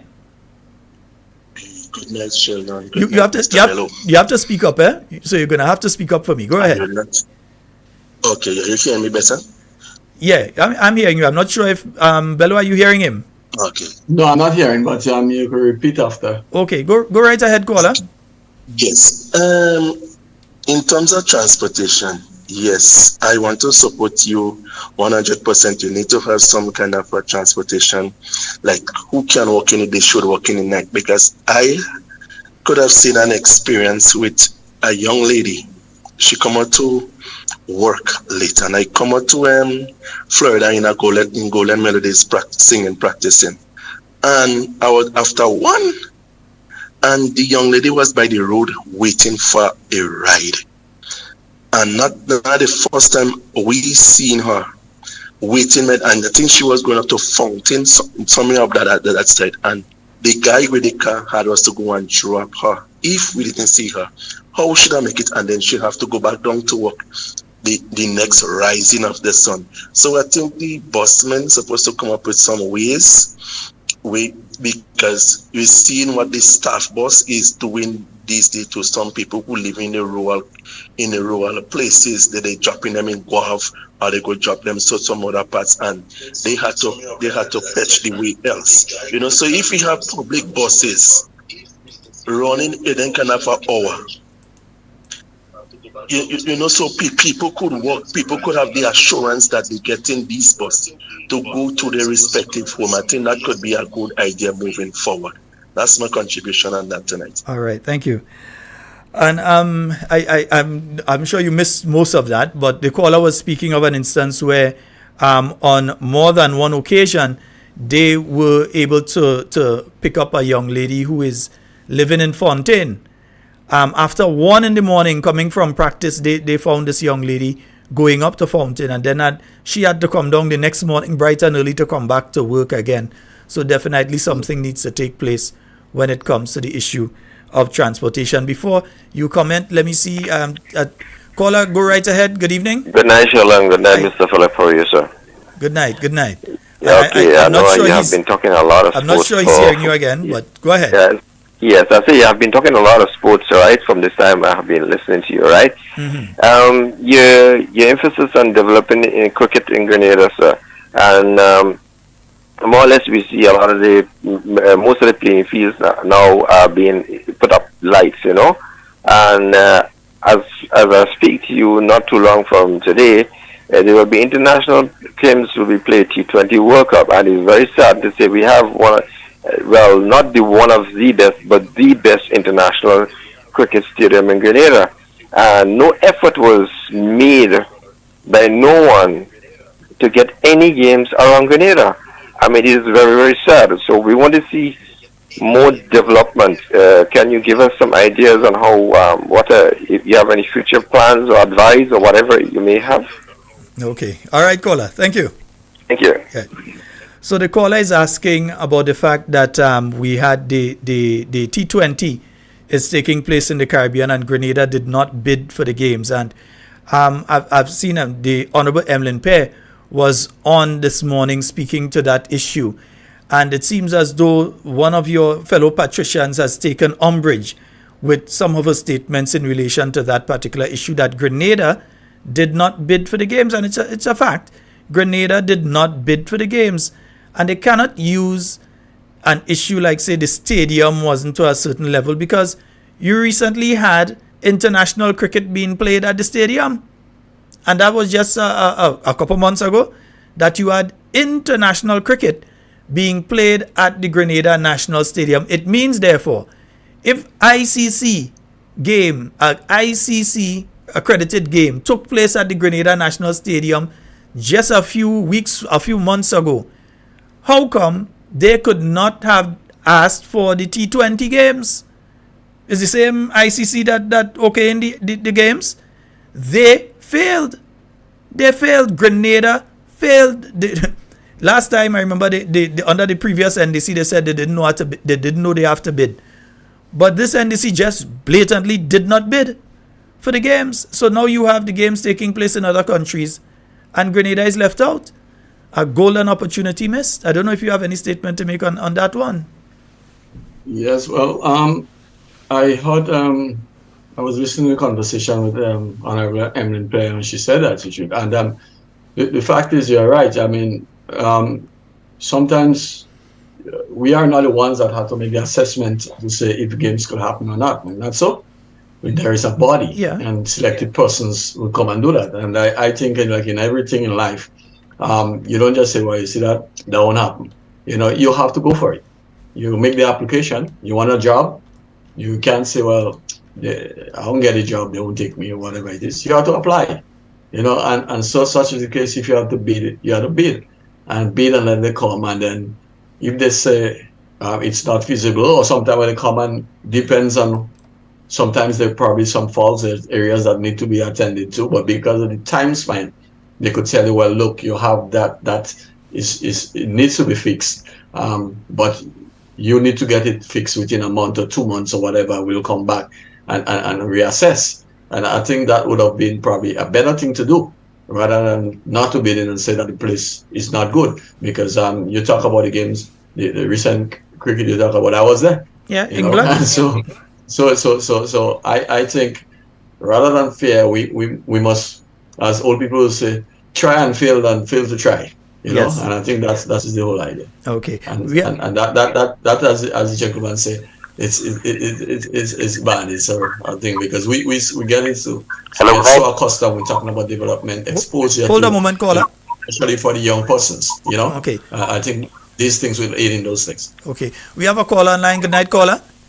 Yes, good night. Just a observation. I noticed our intercall is a lot about the athletics, but I was wondering, as the minister, past minister is there, so I find out that, I realized that we could make some more contributions. I realized you pay a lot of attention to just the athletics running, but the basketball, like the schools could be engaged in basketball. Before, leading up to the intercall, there are a lot of students are not participating in, just the athletic part of it, but basketball, we have table tennis, we have the girls with Netball.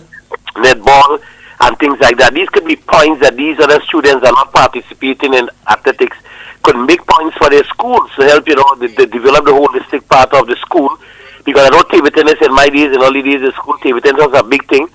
Then we have basketball, we have cricket, we have football. So the other students are not participating in the athletics. They could also, build up to intercall. These things children can make also points for their school to help everybody be part of the whole thing. The second thing is the buses. I think we notice you have a lot of coaster buses here only working for tourists, but in the night, because I think the problems that the buses are facing when they leave town 6 o'clock to go to Satés and St. Patrick's, a long distance to come back down.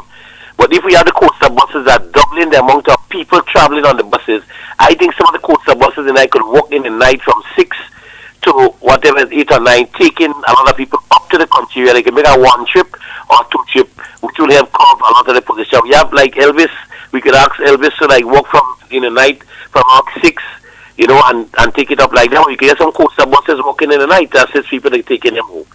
Thank you very much. All right. Thank you very much, caller. Yes, Okay. indeed, Brother Bello. I think you heard that one. Hello? Yes, you heard that caller, though? Or you're still hearing them?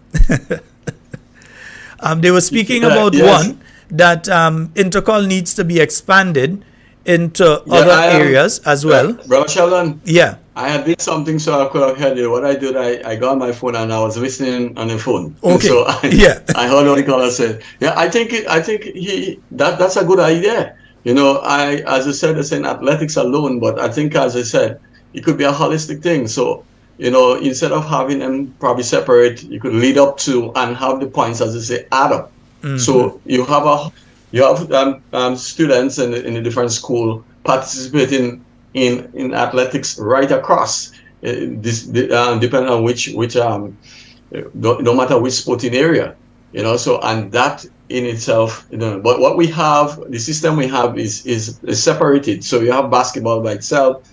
They normally do volleyball. You have volleyball by itself. You have cricket by itself. And stuff like that. So, probably, as you said, probably we could have that, but then have a way where afterwards you commit all the points for the different areas for itself, and it probably give a more enticing, or is something so that students will want to be engaging. So you have everybody else participating and counting rather than individually, separately. I don't know if probably they might be looking at cost or whatever, but I think I like the idea. If it could happen, that's another thing, but I think it's a nice idea. Yes, indeed. And I think I missed that caller. Let me see if I get them back quickly, because we are quickly running out of time. It's actually, let me see if I get this caller on. Hello, good night. Yes, Sir Sheldon and your guests tonight. That caller that spoke on the expansion of Intercol, man, that is, I don't know what's the word to describe the idea. It's a great idea. They have a program, they have schools out here that does some things like that in the US.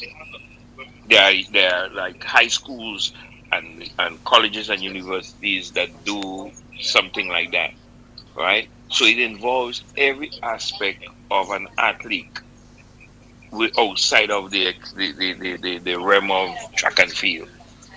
So they have the basketball. They even have the cheerleaders, the girls and guys who cheer on the different teams participate in competition. Because well, one of my older daughters used to do it, and then my second daughter for the last right now, Jalen, she's on the cheerleading team, and in her middle school, she's not even in high school yet. So, and in her middle school, they have that type concept of competition, right?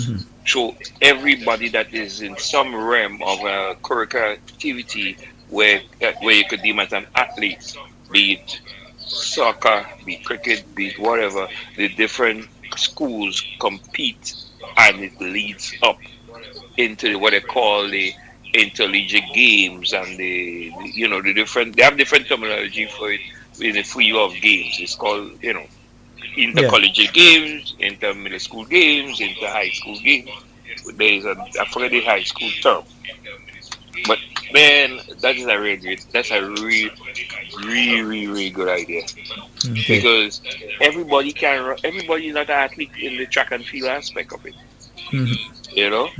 No, and yeah, I was in GBSS. We played inter-secondary school cricket and inter-secondary school soccer, and I was part of the boxing team, but it was not every school was involved in the boxing. So the competition was really between just the guys in the gym, and then if you're competing to go fight in Trinidad and vice at the different islands. But that right there will bring every athlete in every realm of sports in the country involved. Could you think? No, they talk about intercolor to be 2 weeks long. Well, it could be in the months leading up, so you never know. Yes, yeah, it will be in the months leading up. That's the idea.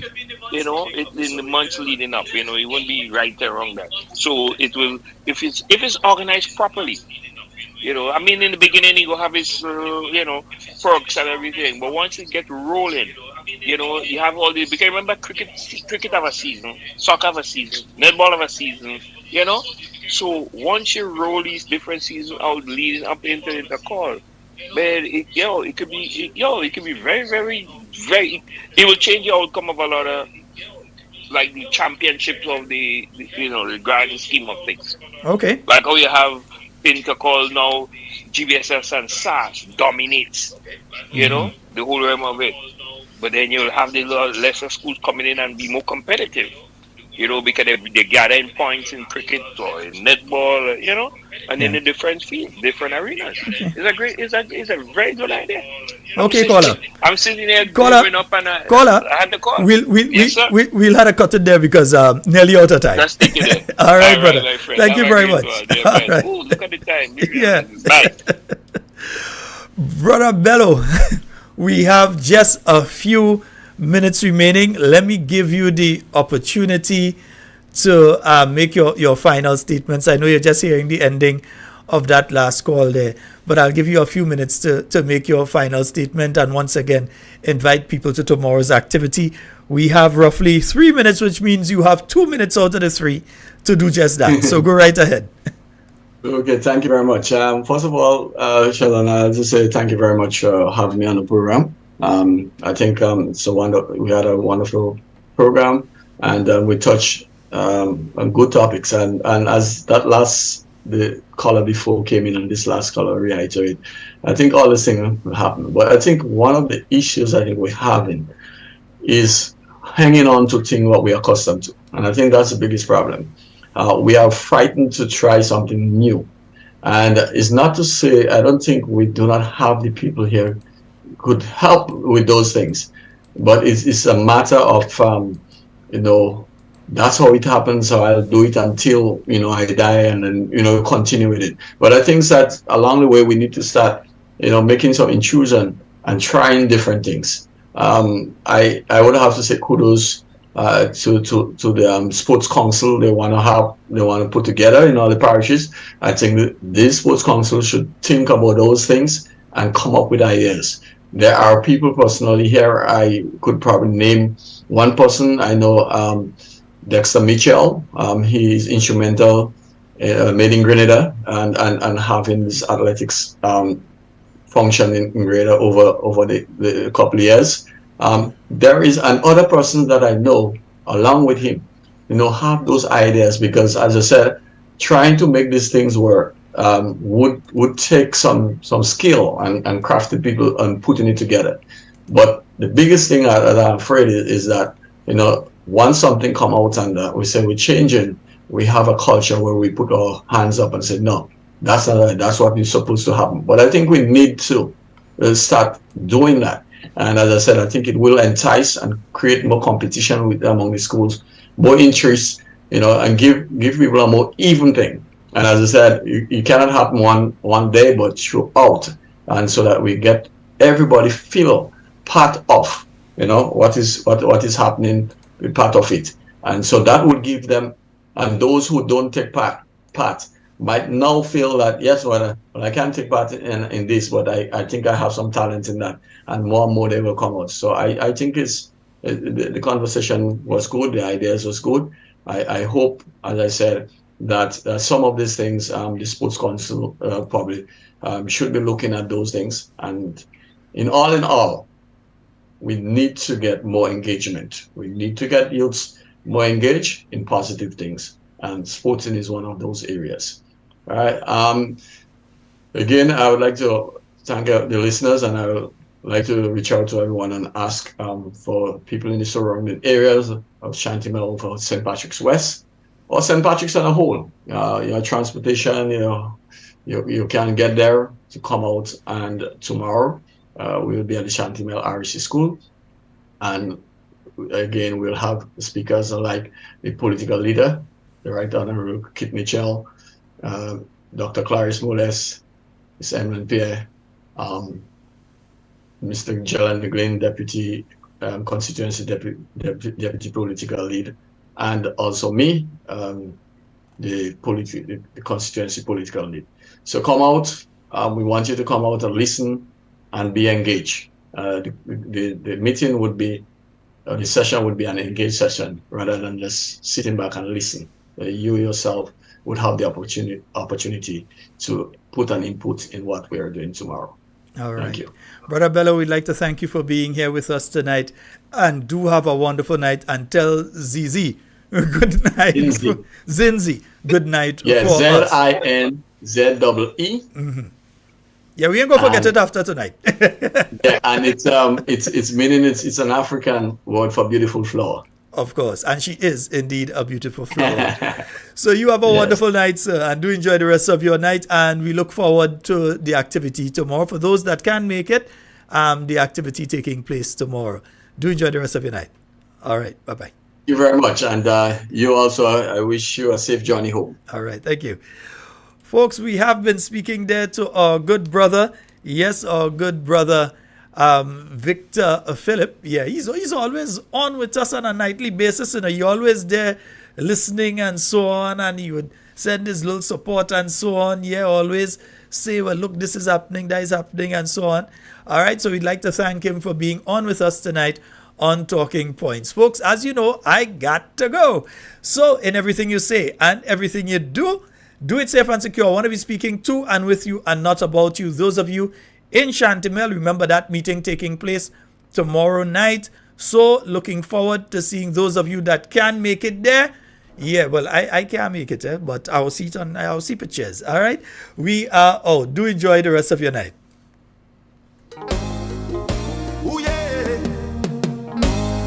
I am stuck between a rock and a hard place in this modern time.